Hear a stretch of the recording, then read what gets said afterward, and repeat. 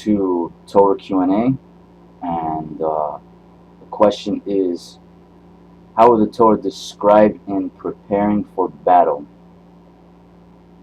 The Torah teaches Yakov did not rely on his own righteousness, but took whatever steps and precautions to self-protection when Esav, his brother, was coming with about 400 men to kill his brother. Like everybody was saying, walking around, people are saying Esav's coming with 400 men to kill his twin brother Yakov.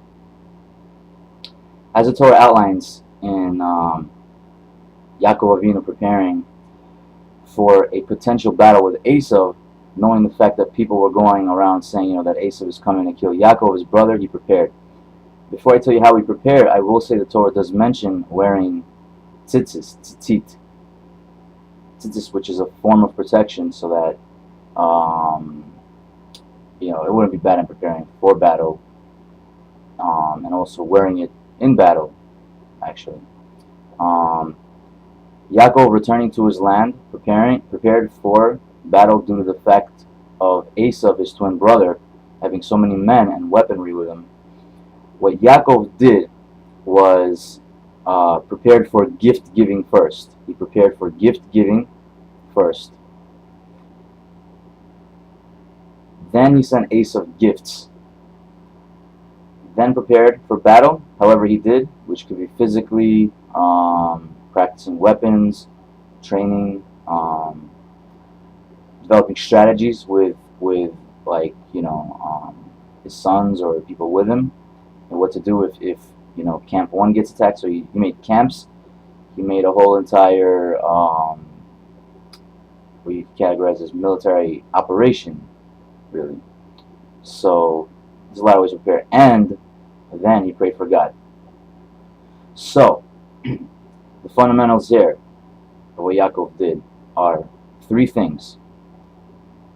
So 3 things Yaakov did that the Torah teaches, that the Torah outlines, the 3 things that Yaakov did, the Torah outlines in preparing for battle. The 3 things that Yaakov did is, 1, sending gifts. Just sending gifts, and it does not mean giving him gifts. Sending him gifts, which will win him over whether he accepts the gifts or not. So 1, sending gifts. 2, preparing for battle. Physically, for example, is stretching and practicing urgent uses with one's sword and martial arts, and working out to maintain physical strength during the battle, etc.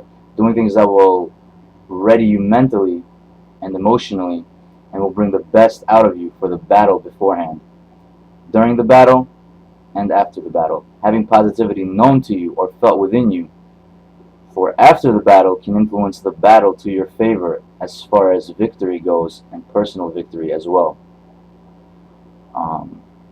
3, praying to God, which can be for help and natural and spiritual assistances, etc. I should say all 3. After you've completed, it provides a ritual-like mental atmosphere. We'll call it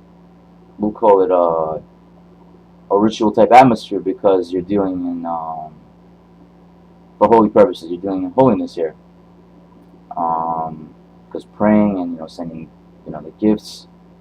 There's such certain things as Kabbalah teaches as making rituals, sending gifts, which are for good things, for wealth and riches, and so there's such a thing as a concept in Kabbalah involving gifts and Kabbalah and ritual practices, rituals. I mean, that Kabbalah teaches. So there's a little info you might want to know there. Might interest you. On a personal note, all 3 of these, when done in order, will produce most likely even more success for the battle ahead, as far as even developing and getting ready even afterwards goes. So Yaakov really knew what he was doing, period. Given the fact that Esav was coming to kill him, Esav was coming to kill his twin brother Yaakov. Let's not forget, Yaakov received a new name, an upgraded name I should say, and Yaakov became Israel. Let's act like it. This is a successful recipe for the Jewish people as far as preparing for battle is concerned, honestly. I have personal experience.